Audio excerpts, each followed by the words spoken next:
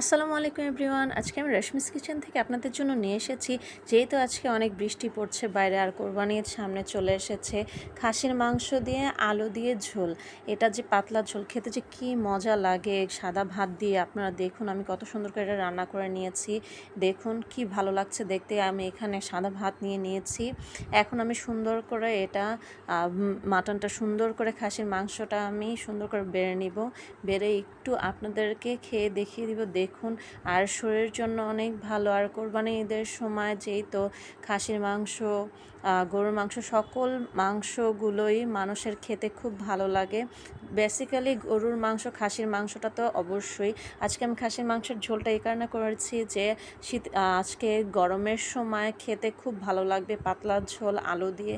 দেখুন, আপনারাও বাসায় খাওয়ার জন্য চেষ্টা করবেন। অবশ্যই এটা খাওয়ার জন্য, কেনার জন্য রেশমিস কিচেনের ফেসবুক পেজে ইনবক্স করবেন। খাবারটা এত সুস্বাদু হয়েছে আর শরীরের জন্য এতটাই ভালো। দেখুন, পাতলা ঝোলটা খেলে পরে মানুষের গরমও কম লাগে। আর যেহেতু কোরবানির সামনে চলে এসেছে, আপনারাও বাসায় ট্রাই করবেন খাওয়ার জন্য, কেনার জন্য রেশমিস কিচেনের ফেসবুক পেজে ইনবক্স করবেন। যারা বিজি থাকেন আপুরা অনেকেই আছে বাসায় রান্না করতে পারে না, ওয়ার্কিং আপুরা যারা আছেন তাদের সুবিধার্থে আমাদের রেশমিস কিচেন থেকে আপনারা অর্ডার করে খেতে পারবেন। আসসালামু আলাইকুম এভরিওয়ান।